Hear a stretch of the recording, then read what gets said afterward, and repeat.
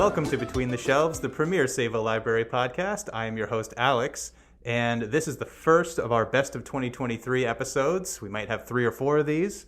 I don't know yet. I'm still waiting to hear back for some people. But I'm super excited because I have 2 new guests on the podcast, never been on before. So thank you, Lizzie, for joining us, and Sam. Hello. Thanks for joining. Hello. Thanks. You're both 2 new additions to the library, so we honestly have not had any one-on-one interactions really at all up until right now. I've seen you walk by the desk, and that's about it. Yeah. It's a good introduction. Yeah, exactly. True. So we're going to learn a lot about each other in this episode right now. Okay. So this is like a crash course of like, who are you? So again, thank you for joining. And our listeners, you can find Lizzie and Sam at the front desk right when you walk in. Yes, you can. I'm also joined in this episode by Tim Ciccarella, Hello. our assistant director. Glad to be back. Saluting no, you right don't now. do that. That's gross. Thanks. So again, this is our best of 2023 episodes. We all have a lot to talk about. I don't want this episode to run super long, so let's just get right into it. Does anyone want to start off? I don't mind starting it off. You can just start. That's Okay, fine. I'll just start. So on this episode and every other episode, I have a book, a show, and some albums to talk about. So I'm going to start off with my book. The book is called The Golden Age, Part 2. It's a graphic novel. Tim, have you read the first one? Yes, actually, yeah. That first one came out last year. 2020. I thought it was last year. It was a little while Maybe ago. I read it last year, but yeah, great graphic novel. It is a fantastic... It's one of my favorite graphic novels of all time. The artwork is stunning. It looks like an oil painting, like every single page is gorgeous. It's kind of medieval. It's a fantasy. Yeah, exactly. And yeah, it's sort of set in this like French medieval kind of kingdom area, and it's basically the king dies, and the kingdom is supposed to be taken over by the daughter, but the youngest son kind of usurps her, kicks her out, takes the crown, and it's sort of about her trying to get back into power, claim the throne, and kind of doing it by starting a revolution, like an uprising, basically, with all like the peasants and everybody else. So it's kind of like a Game of Thrones-y kind of story, but it's much more condensed. It doesn't have like a huge cast of characters. It's a much more compact story. And this is part 2. So we like what I was saying. So I think it's a duology. This is the end of it. Okay. This is it. So if you like I highly recommend the first one. This one is just as good, if not better. It's a duo who writes and illustrates it. It's Roxanne Moreil and Cyril Pedrosa, I think their names are. I'm sure that's correct I think pronunciation. that's the correct pronunciation. I did my research. Anyways, it's fantastic. Like the first part 1 was a 5-star read for me. This one is also a 5-star read. It's just stunning artwork. And it's larger than your average graphic novel. Like the size of the book is larger. Yeah, it's yeah, exactly. It's I don't know, Like a bigger format. maybe like 10 inches by 14 inches. Yeah. It's a pretty hefty sized book. Not long, but yeah, it's larger. The art looks like almost kind of like a fairy tale in a way. Yeah. It's hard to describe, but it's kind of like if you think of a fairy tale, but like beautifully painted, Yeah. that's kind of what it comes across as. Yeah, it's very unique. I can't really compare it to anything else. It's sort of like early Disney when That's what I'm everything thinking was of, like yeah. hand painted, and that's sort of the style they're going for, but it's also like very uniquely their own. And there's not very much dialogue either, which is great. It's most of the story is told just visually, and it's just works great. Again, I don't want to run on too long about it, but I can't recommend this series enough. It's only 2 books. We have them both at the library. Definitely check them out. The Golden Age. Do they go by like a conjoined name, and are they French? Because I'm thinking They're definitely not American. they're not American. Yeah, I think they're French because all of the characters have French names. Yeah, I think they're European. Yeah, because if I'm correct, I think this is the same author who does Beautiful Darkness, which came out a few years ago, and I'm obsessed with them. I'll have to check that out. Yes, they're very good. Looking up right now. Yes. All right. So yeah, definitely check out The Golden Age. So that is my book, best of 2023 book for this episode. Okay. Who wants to go next? I'd actually love to go next because I didn't know if we'd be talking about graphic novels today, but I'm so excited we are. I have a favorite graphic novel and then a favorite regular book. I did for my favorite graphic novel is In Limbo by J.J. Lee.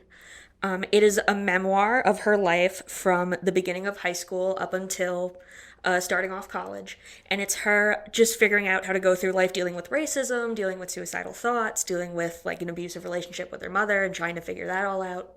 And her art is just stunning. You're able to find her on like Twitter and on Instagram, and she just does these amazing posters for movies. That's how I found out about her. And I ended up just ordering her book, and I'm not usually into like non-fantasy books. Like, they bore me very easily. This one was so much fun to read. Like, the pacing was great, the writing was great. I liked it very much. Yeah, that's interesting because I don't usually read memoirs myself. Yeah. I just am not really interested in other people's lives. Yeah, if the But- art is good, I will read it. Yeah, I was gonna say, but graphic novel memoirs for some reason are always fantastic. 100%, yeah. Yeah. Okay, cool. That's a good. What's the author's name again? J.J. Lee. J.J. Lee. Okay, cool. I'll check that out. What was it called again? In Limbo. In Limbo. Nice. I do not have a graphic novel. Although I did read Me neither, it's okay. I could though, but because when you were talking about like the best of 2023, for books, I really don't read a lot of stuff as it comes out. I'm always catching up. So the one book that I did have that's a graphic novel that came out in 2023 called The He-Man Effect was excellent. Ooh, okay. Not my favorite book, though. My favorite graphic novel, because that was it's a nonfiction about basically how Mattel and I forget the other company that made He-Man basically used cartoons, the old He-Man cartoons and other like Transformers to basically get kids to buy their product. So it was like they were using psychology, all of this crazy psychology, and it traced the history of that. That's not my best of 2023 though, but it's great. That's by Brown, right? Yes. Yeah. Is it Box Brown? Vox Brown. Yep. Yeah. Yeah. Really, Christina's the one that recommended that. But actually, my favorite book of the year was Killers of the Flower Moon, which it's the movie's coming out, but it's a nonfiction from at least a few years ago. Yeah. And that is the book is so good of tracing the history of like this crazy story of the Osage Native Americans, their tribe that was basically, they ended up in Oklahoma, forcibly moved there, and then they happened to be on one of the richest oil lands in the entire country and became basically millionaires, and then how they were systematically picked off by other people that came to steal their money. And it's a crazy story. It's also about the birth of the FBI and Edgar Hoover and all this other stuff. So I don't really read nonfiction all that much, but those two nonfiction books are both some of my favorite books of this year. Yeah, it doesn't even read like nonfiction. Like, it's just such a crazy story. And I read it, I think last year. I read it as soon as they announced that Martin Scorsese was going to direct the film adaptation. I was like, oh, I have to read this book now. And it's amazing. I'm not surprised at all that Scorsese jumped on this, because it's a very violent story, and it's just like it's a pretty wild story of it's kind of lost to history in a way. Not anymore, and that author does really good nonfiction too. He wrote The Lost City of Z, which was also adapted in a movie, but the book was unbelievably good. So that was about like trying to find treasure in the Amazon, and a lot of people just ended up dead. So yeah, but it was really, really good. So I don't remember the author off the top of my head. I'll have to look it up. I'll put it in the show notes. Sorry. It's interesting because, like, a lot of the nonfiction that you read, you don't even realize that all of this stuff happened. Like you said, it's kind of, like, forgotten half the time. And then you're like, wow, I feel like I was, like, living under a rock. Like, I don't know. And, like, especially with, like, I'm taking this music class in school, but it was all about, like, the Native Americans and all the things that they've gone through. And it was only recently that there was a show that came out that had, like, a full indigenous cast. That's like the first time it's ever happened, and this was like 2 years ago. Yeah. It's just like Reservoir Dogs. Right? Yes, yeah. It's stuff like that where you're like, why did I not know this? Like, you know. Reservation Dogs. Yeah. I think it's every time I read it, I'm like, Reservoir, Mr. White, like whatever. Yeah, that's a great book. I highly recommend that book. Mm-hmm. All right. Lizzie, you go Yes. next? So, my favorite book that came out this year was actually the Paris Hilton memoir. Okay. Honestly, this surprised me because I'm not a really big, like, Paris Hilton fan. Like, necessarily, I've never really known anything about her.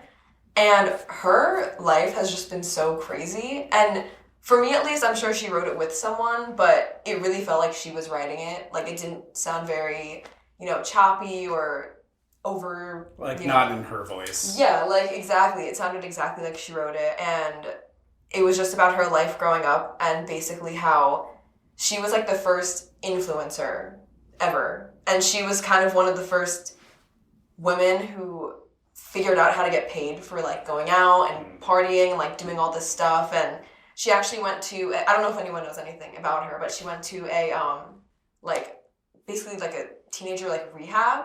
And it was basically very abusive, and she had a lot of PTSD that she was going through, and she didn't know it was PTSD, and she didn't tell anyone anything about it.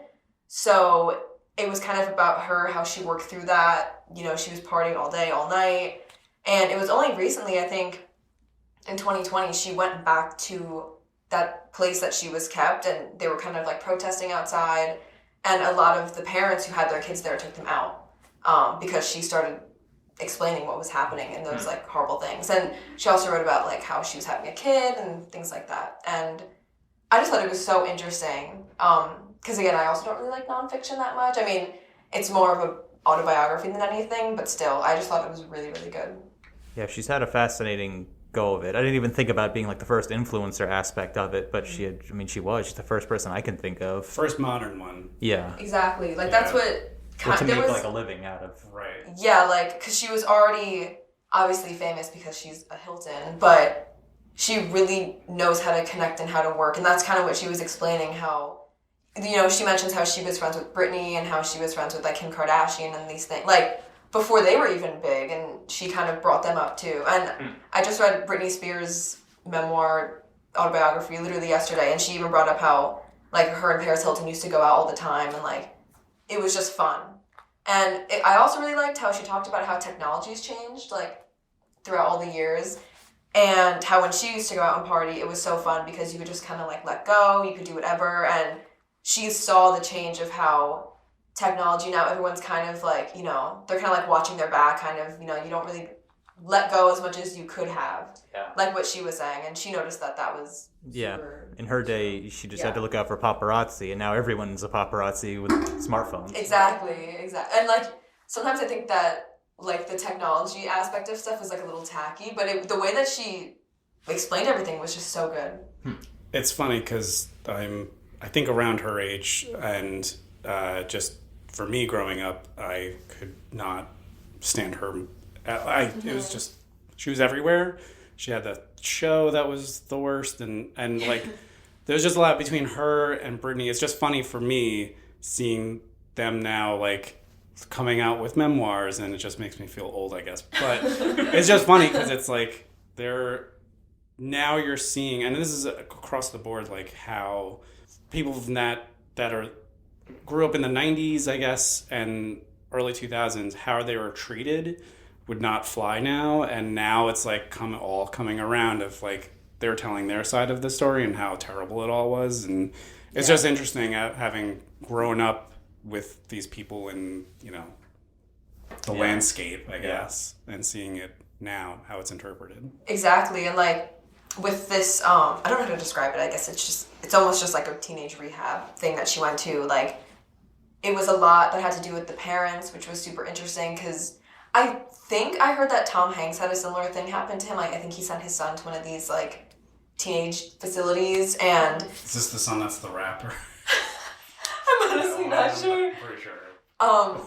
But it came out that, like, when she was explaining it too, that she would run away and call her parents, and they were told to not believe anything that they would say, so it caused her to just not trust anyone until she kind of, like, met her husband. Anyway, okay, I'm, like, rambling now. It was just so good. It was so good. Yeah, it'll be a HBO miniseries in, like, within 2 years. Probably, yeah.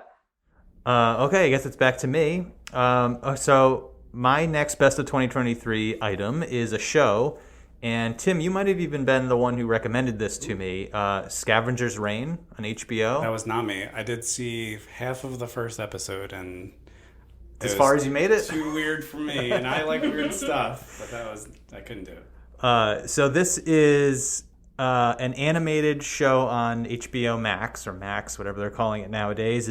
It literally just came out like a month ago. I capital B binged this show. I watched the entire series in 3 nights. It is so good. You should really give it another shot. Yeah. It's about some survivors on this like lush jungle sort of alien planet. They're stranded there when something happens to their ship, and they get stranded on this planet. And it kind of follows these 3 separate groups, kind of trying to make their way on this planet, try to survive. So one group is trying to like make a settlement and they realize that they're not going to be rescued, so they're just trying to make the best of it. One group is trying to scheme a way to get off the planet, and then another group is kind of going crazy, being stranded on this crazy jungle planet. And it's really fascinating to watch how these characters all play off one another, and it is like a hard sci-fi kind of story, but it's not, the themes of the show are not sci-fi themes. It's really about relationships, trust, guilt, things like that. Like how these characters sort of like, you get story, like backstory of what happened, to get them stranded in flashbacks from one of the characters, which I don't want to spoil anything, but is really cleverly done to incorporate the flashbacks into the show. So you start to learn a little bit more of the backstory, and some of the characters are more guilty than others of how things progress the way they are, and it's just a really, really well done show. The pacing of it is very slow and deliberate. Like the animation really, it's almost like a Japanese film, like a Kurosawa film, because they'll just have like long shots of just nature with no dialogue.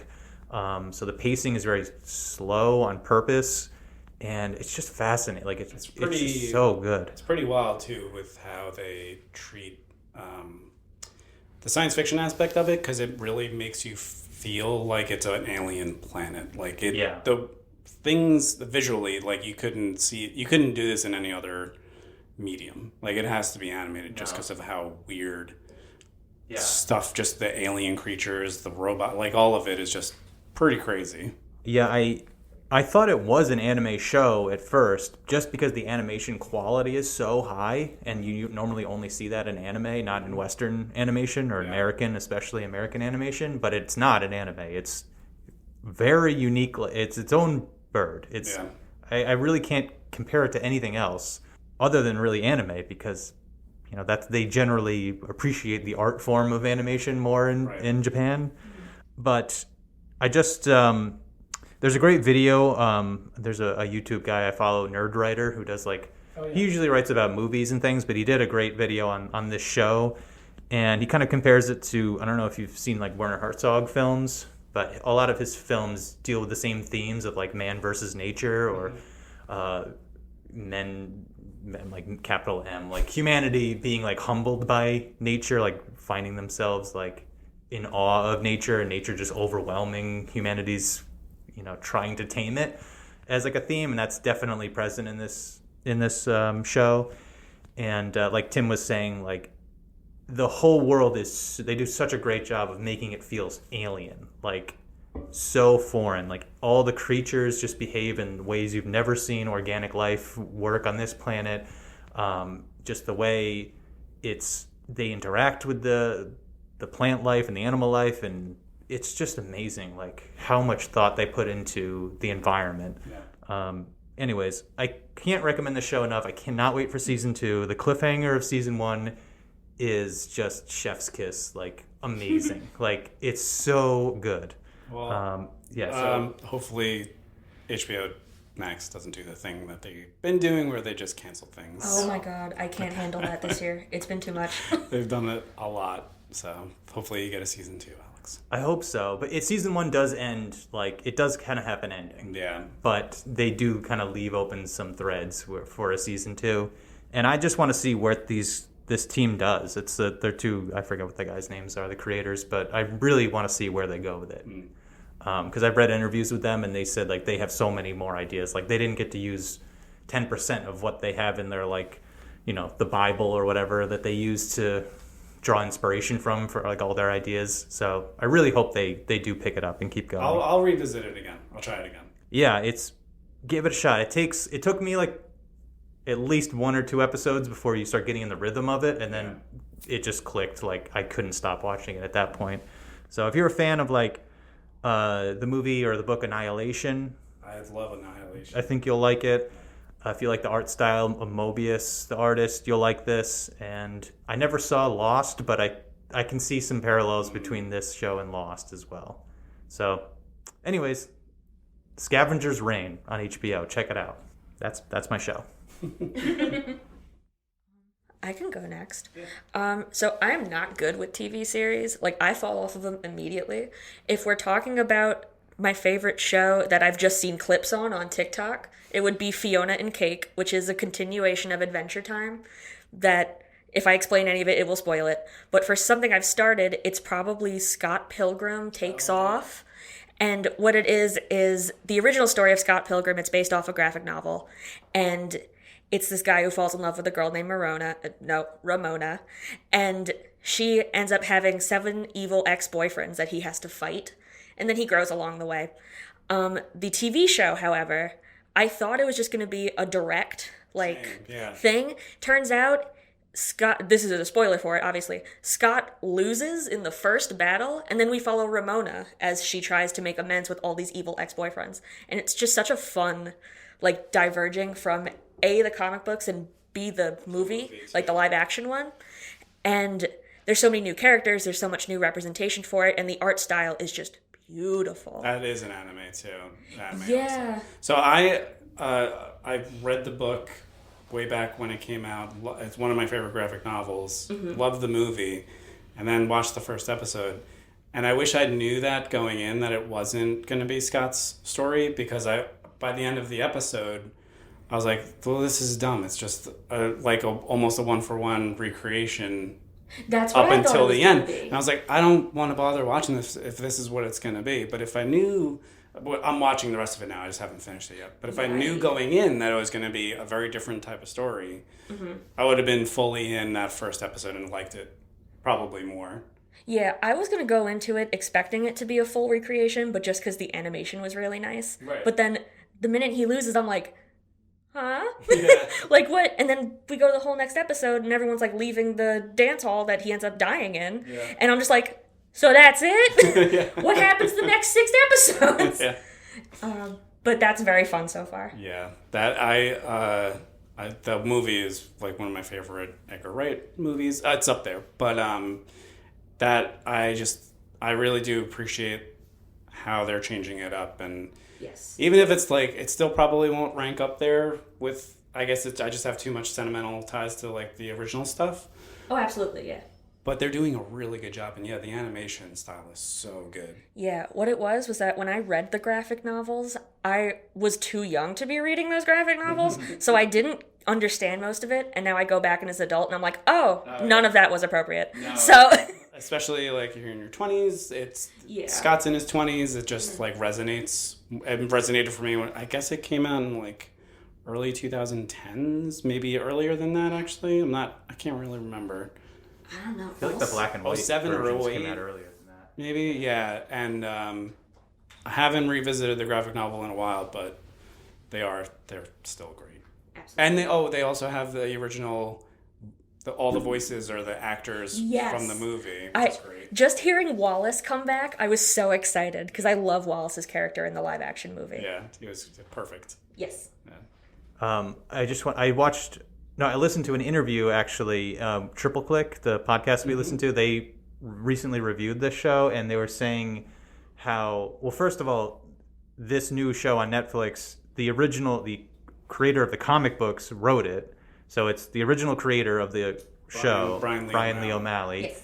And Edgar Wright, the director of the movie, comes back as a producer. Yeah. So it's all the creative forces are there. It's not like a new team taking it over. So if you liked the show the books rather, or the movie, you can find something in this that you like. Yeah. And in Triple Click, they were talking about how, I guess, Lee O'Malley was kind of felt kind of trapped by Scott Pilgrim because it took off. It was such a smash success that he couldn't do anything else other than Scott Pilgrim after that. Like, none of his other stories were taking off.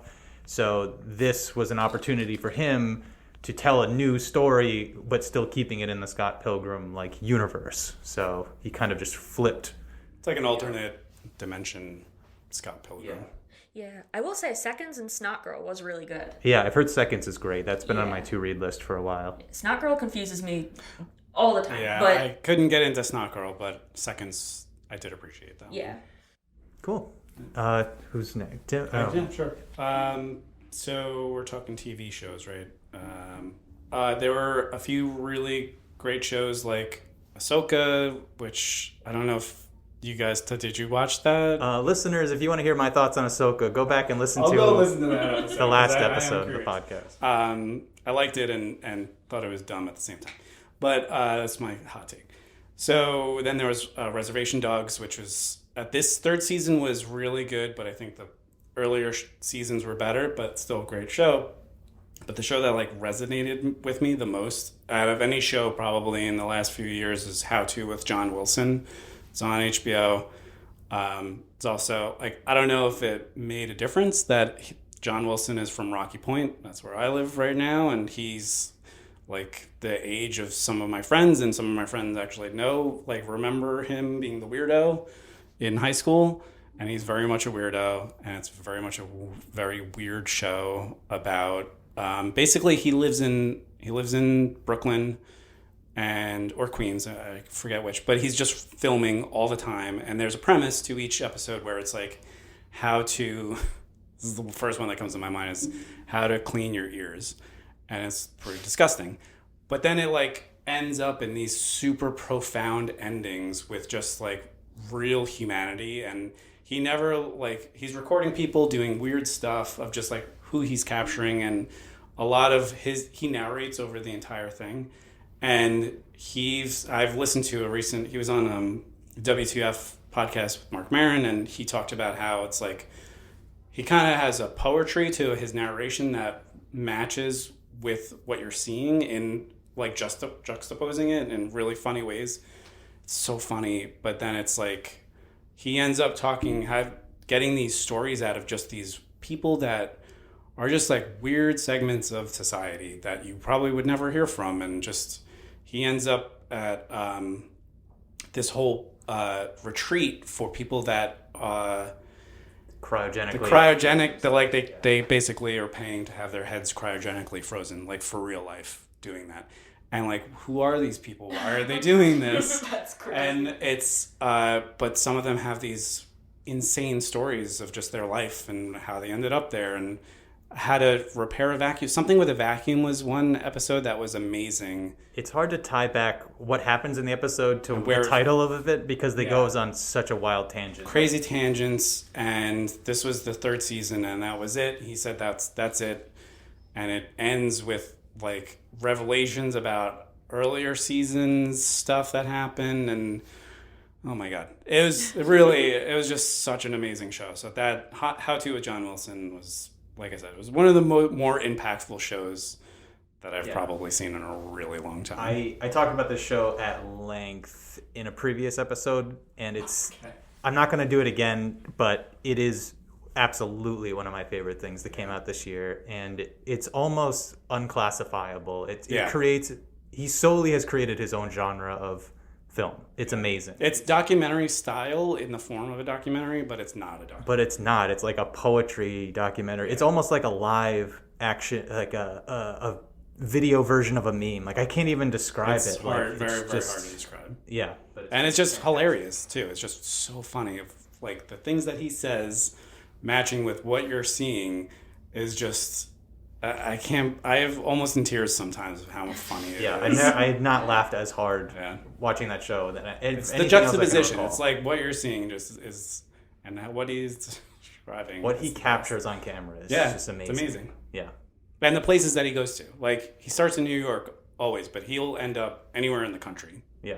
the first season too, when I think it might have been the first episode, and he ends up like he's at some party, and there's like this bro guy, and he's like just super obnoxious, but then he like goes back with him to his hotel room, and he's just like, yeah, let's hang out, and they just like, the guy's talking about his life, and it's sad, and it's just, like I said, profound. It's crazy. Yeah, he has a talent for finding just the oddest people and then and letting them talk. And this, and and just leeching himself to them, and just they open up to him. I don't know. He has a gift. Yeah. So Yeah. that's my favorite show. Absolutely. All right, Lizzie, what do you got? Okay, I'm honestly not a big, like, TV show person. I do have one, but, like, I always just rewatch the same, like, 3 movies. Like, I just watch, like, I watch, like, Home Alone, like, every other day. It's, like, just not good. But, yeah. So, the show that I did watch that came out this year, it came out in August. It's Shelter. It's on Amazon Prime. And it's based off of the Mickey Bolitar series by Harlan Coben. It's, like, a huge, like, book series, I guess. I liked it a lot because also it came out every week as I was watching it. And I was like, wow, this is so nice to not just binge a show in one day. I miss that format. Yeah, like... This is how Alex and I grew up. Yeah. So oh my God. it is nice to see it kind of coming back, because it really does make you appreciate a show more. 100%. Absolutely. Like, it came out on Thursdays, like every Thursday. I was like, oh my God, I can't wait to see what happens. And it was just 8 episodes, so it was like short. They were like 45 minutes. But the main character, Mickey, his dad just passed away in like this crazy, bizarre car accident. And his mom is in and out of like also a rehab, but I think it's because she's like chronically depressed. So he's living with his aunt, who is his brother's sister. And, his dad's sister, And he's starting to learn that there's like more layers to what his dad and his mom did as their career and how it kind of like tied into why he died. And he just meets like kind of like funny characters. I think that they're so funny, personally. I think they're so funny. But yeah, I mean, that was kind of really, it was just like, it was a good show. Some of the plot lines were a little bit like, okay, don't really know where that's coming from. Like, I don't know why it kept tying back to like Nazi Germany. I don't know why. And I watched it twice and I was like, I just don't know where this comes into play. Like, I don't know what's going on. But sounds hilarious. Yeah. Just a fun sprinkle of Nazi Germany. It's just like, I don't know why that's here. But overall, it was really good. And I really did like it. So it's like a thriller? Yeah, it's like a mystery thriller, but it's not too dark, because I don't like dark stuff at all. I can't do it. So it was... Like a dark comedy, sort of? Not even like a comedy. It was just like... I mean, I thought that they had like good like one-liners type of thing, but overall it was kind of like a drama, I guess. Mm-hmm. But yeah. I kept seeing it pop up and the trailer would start to play. I'm like, what? I don't know. Is this a horror? Like, it almost was like horror. The trailer just makes it seem different than what it actually sounds like. Yeah, like one of the biggest kind of plot, not like a spoiler, but one of the biggest plots is how there's like this woman who lives down the block and she knows Mickey's dad and like why he died, so he keeps trying to go back to her and like figure out. I guess that was kind of like the horror part, because like they tried to make it like really scary. It wasn't super scary, but I was like, okay, it's like it's an Amazon Prime miniseries. Like, how could it be? Like, whatever. So yeah, I recommend it. Just like a quick binge. Yeah, 8 episodes. Yeah. Nice. Yeah. They're starting to get into, it seems like Amazon's getting into the adapting books game now, because they're doing that with a lot of different properties. Yeah, I think, did you watch The Summer I Turned Pretty? No, but I did watch Red, White, and Royal Blue. Oh, yeah. And, they did like multiple ones already. Yeah, they're doing pretty okay with it. I thought they would flop immediately, but I think they're doing pretty all right. That's good. Yeah, I mean, they're doing the Wheel of Time, and I'm still trying to get through the second season. I do like it. And I think they're really doing they're putting all the money into that and the Lord of the Rings stuff. So they're really stepping up their TV game. All right. My next thing is a music album. So at the end of the year, when I was younger, like when I was your age and your age, yeah, I would a lot younger. I would be really tapped into the music scene. Like, I knew what was coming out all the time. Now I don't have that time or patience anymore, so So you're listening to Raffi. Yeah, exactly.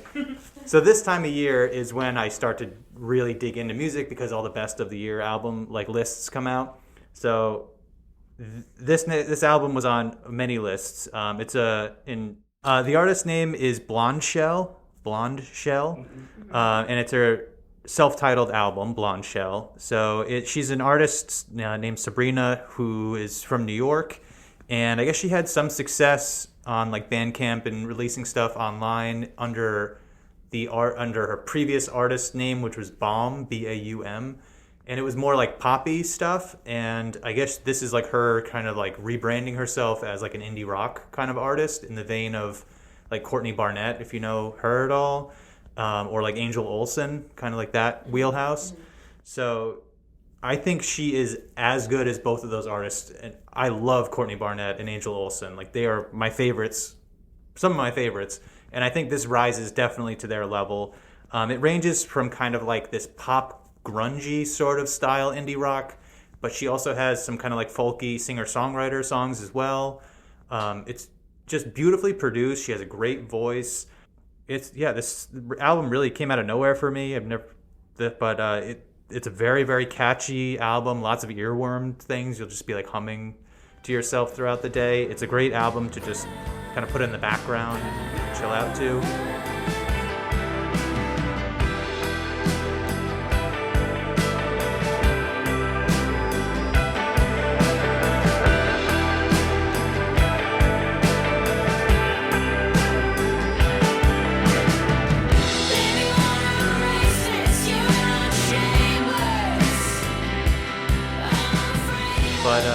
Overall, it's just a really great kind of poppy singer-songwriter-y album with like a little bit of indie grunge kind of influence. So again, if you like Courtney Barnett, this is like the next best thing. Like, this is right in that wheelhouse. So yeah, 'cause she hasn't really done a lot lately. No, she hasn't. I don't think she had an album that come out this year. She had her little thing with what's that guy's name? The guitarist. Anyways, yeah, she's been touring, I think. Yeah. But yeah, definitely check out Blondshell if you want. I'll put a link to it in the show notes, because I think she's gonna blow up, and she's a New York artist too. So definitely check her out. So that's my first of two music recommendations. But I don't know if we want to go around the room again or come back to me for my final one. Your second one if you yeah, want. what is Yeah, it? All right, cool. So my other album of the year is "I Play My Bass Loud" by Gina Birch. So this is another kind of like indie post-punky sort of genre album. Gina Birch has apparently been around since like the 70s. This is her first solo album though, and she's 67. It's her first solo album. She's a bassist, and I guess she was in a British punk band called the Raincoats in the 70s and 80s that was really big. I'd never heard of them, but I'm definitely going to check them out now. Anyways, so her first solo album, it's still kind of in that post-punky sort of wheelhouse, but it's more like bass heavy, like kind of groovy, sort of like mellowy, sort of groovy tunes. It's kind of like Gorillaz, like if you like the band Gorillaz, but without like the rapping. It's kind of like just like their beats, kind of. Because they have great beats. Yeah. So I'm just like, okay, shh. I want to hear the melody. Thank you. It's like that, but like less produced, like more like, like a 4-piece band. Mm-hmm. So it's kind of in that wheelhouse. And then like Public Image Limited, you're both way too young to know who that is, but that's another kind of like band that's, I think, influenced Gina Birch's solo stuff.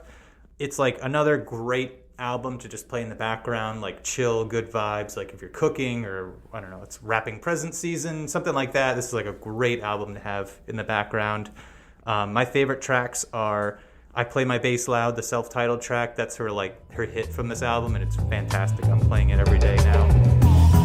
Notes fly around the room, dancing to their tune. Notes fly across the street, notes rattle your feet. Notes fly around the room, dancing to their tune. Notes rattle your feet, they fly across the street. But some of the other tracks are really, really good. She has really powerful lyrics. Like, she's described this album as like a feminist album. And some of those tracks definitely like I can absolutely like the lyrics and the song are really, really powerful. I Am Rage, I Will Never Wear Stilettos, and the Feminist song like are three extremely powerful, like awesome songs. So definitely check those out. So the album again is called I Play My Bass Loud by Gina Birch. Sounds good. Check them out. Cool. Yeah. That's all I got for this episode. What about you guys? Okay, cool. So I'll go. I also have two. I won't go into great detail with it. One of them is an internet controversy, apparently. But I love AJR, and they just came out with a new album called The Maybe Man. Wait, what do you mean it's an internet controversy? Some people hate them. Oh, I like them. They're cool. Yeah, no, they're like, this is music for people without taste. And I'm like, I'm having fun. That's not fair. Leave me alone. Exactly. Okay? But they're kind of like a pop techno band. They had a few hits, on TikTok, but also on the radio. So like Burn the House Down is one of them, or like World's Smallest Violin. But this one, they have a new song that came out called Inertia, and it's very, very good. Now you're not in love anymore, but you'll stick it out for like 20 years more. Saying, oh, don't you like a nigga better, but you do what you can. Don't you like a little better? I describe their music as like, if you want to dissociate, like safely. And but it's a very nice vibey music for me. Mm-hmm. The other album I have is Olivia Rodrigo's Guts. I really liked Vampire. She's starting to work on doing like punk stuff a little bit more. It's not incredibly punk. It's like that mixture of pop It's punk like right now. Avril Lavigne. Yes, it's very Avril Lavigne. Yeah. But I would also describe it as like Girl in Red meets Aurora, which Aurora is very like Norwegian folk music, which sounds a little odd, and then Girl in Red is like that pop kind of LGBT like love music. And it's very, very nice to listen to. I am built like a mother in a total machine. I feel for your every little issue. I know just what you mean. I also like All American B Word. I don't know if I can curse here. Go ahead. I can bleep it. You can bleep. So All American Bitch. And then Lacey was also very good on that track. One of my favorite albums from this year was Sufjan Stevens' Javelin. He just released it, I think, at the end of August, beginning of September. He's one of my favorite artists of all time, and he's like, the last few years, he's kind of been a little hit or miss with some of his releases, but this release is like kind of a return to form for him. It's folk-ish mixed with pop, and so for this release, he released it, and he literally got this disease. I forget the name of it. It's like this extremely rare disease, a bacterial infection that pretty much paralyzed him. So he was paralyzed, and now he's like working his way back from being paralyzed. So he released it at the same time, and he also lost a partner of his that he dedicated the album to. That this person died. So it's under like this kind of these sad circumstances that you're listening to this, and it's like it puts the album in a certain point of view, I guess. But it's not a sad album either. It just gives context to the album, and it's a beautiful album. That's it's definitely a return to form for him, and he's such a great artist. So, and he's one of those crazy multi-instrumentalists that does like almost everything on his own except for like the backing vocals. So he can play. He always has a banjo going, guitar, drums, like so many different things, woodwinds. It's crazy. Receive of me my only wish.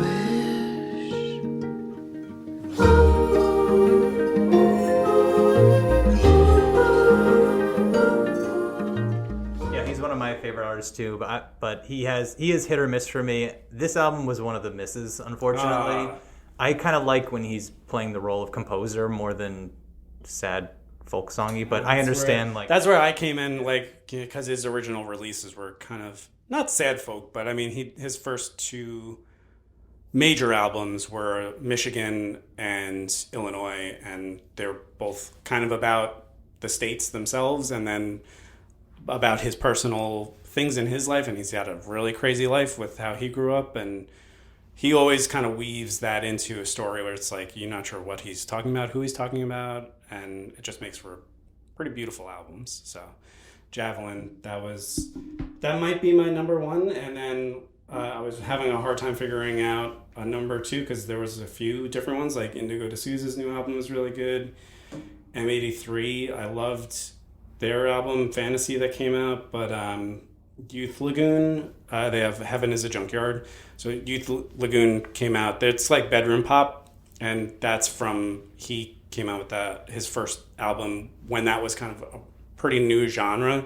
So it was probably early 2000s, maybe mid 2000s. But so he has a new album out that's like a return, also kind of a return to form in that of just, he's from Oklahoma maybe, or I forget, one of those middle states, and a lot of what he sings about is like the craziness of the drug issues that happen. Like meth comes up a lot in his songs.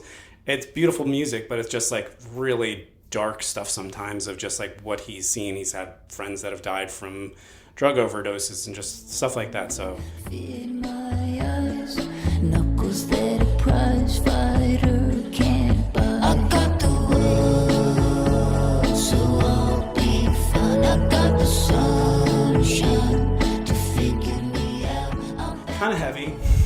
Yeah. It's a little heavy, but also great music. So that's Youth Lagoon. Yeah, that album was showing up on a few lists. I gotta check that one out. It's so good. And he's done, his name is Trevor Powers, and he's done like solo stuff for a while and kind of abandoned Youth Lagoon as like a band, quote unquote. But he brought it back, and oh my God, it's so good. So good. It's like bedroom pop, basically. Mm-hmm. Yeah. I'll have to check that out. All right, do you want to close out the episode? Do you have another recommendation? Yeah, so actually, Sean, who also works here, so we're in the tech department, and I just kind of play music on my computer for everyone. So recently, we've been listening to the Minus or Subtract, I don't know what he goes by, for Ed Sheeran's last album that he came out with. That's been really good. I honestly just started listening to it like a couple weeks ago, but I like to just shuffle it. It's like very nice. And Sean was actually telling me how kind of similar, his friend who he was friends with like forever passed away suddenly. I think it was from a drug overdose. And then his wife also got cancer while she was pregnant with their baby. And so he wrote like all that. She's okay now. I think she went through treatment and everything, and the baby's healthy. But a lot of the lyrics are kind of about that and how like he was so scared with everything that was happening. And it's just honestly really beautiful. I think he's so talented. How can it be this heavy? Every song reminds me you're gone, and I feel the lump form in my throat. 'Cause I'm here alone, just dancing with my eyes closed. And then I was gonna say my favorite concert I went to this year. I thought Go for it. that was like the only one I could think of. So long story short, my friend had an extra ticket for the Lumineers. They went to Jones Beach. That was literally the best concert I've been to in like 2 years. It was so good. It was at Jones Beach, like I just said, and the whole place was literally sold out. I swear, it was full. They had such a good stage presence because I don't really listen to them much besides, you know, some of their popular songs. And I was like, okay, so it's just kind of be like them sitting there for a couple hours, like whatever. But they were dancing around the whole stage. They were like interacting with the crowd. It was so fun. And I would definitely see them again just because it was so entertaining. Because I've been to concerts where I'm like, wow, this feels like 3 hours and like I kind of want to go home now. Like, and that was so, I would have stayed there like all night. It was so much fun. Nice. So yeah, would recommend seeing them. Lumineers is a band that, like, I know they're a band. I cannot name one song that they have, like, I know they done. have popular songs. I They know have they do, like but I can't name one. Ophelia, like Cleopatra, literally Ho-Hey is like very that one. yeah, like, and even that, like, you know, they've been performing that for 10 years, and they were still, you could just tell they were still so excited to just be performing, which is cool. So yeah, those are my top two. You know, I don't like a lot of pop music right now that's going on, but you always got to give it to them. Like, they know how to put on a show, a lot of those people. Yeah, 100. Like, I mean, look at Taylor Swift and her show, Right. you know, she knows how to perform, and Yeah. Like, that's I'm what not, makes it so, I've tried listening to Taylor Swift stuff, and for me it's like hit or miss, but yeah. damn, she knows how to put on a show. She does, like, 80 songs in a night. It's She crazy. is a talent. That She's is like, talented. Yeah. Bruce Springsteen level of like, he put on like a 3-hour show, and he's been doing that for like decades. I saw him, I think it was in April. Whenever he came around to New York, he didn't even drink water. Literally for like 3 I was like, I'm tired watching you. Show? Yeah, Oh, yeah. man, I'm so jealous of that. It was was so fun. MSG? It was at UBS. Oh, okay. Yeah. That was just... It's like my biggest regret of the year, literally, not getting tickets for Springsteen. It was... He is like 70 and literally had a six-pack, I swear. Yeah. I was like, there's no way! There's no way. Look at his show. He's just crazy, and he's been doing that for decades. Yeah. Good for him. Really does. Yeah, literally, I could barely walk up a flight of stairs. We took the elevator up there today. We did. I think that's it. That's 2023 wrapped up. Yay. Thank you all for joining me and us and sharing your recommendations. Yeah. Thank you for having us. Thank you. My pleasure. Let's hope 2024 has some more good stuff for us to talk about next year. Yeah, that's okay. Absolutely. Amen. All right. Bye. Bye.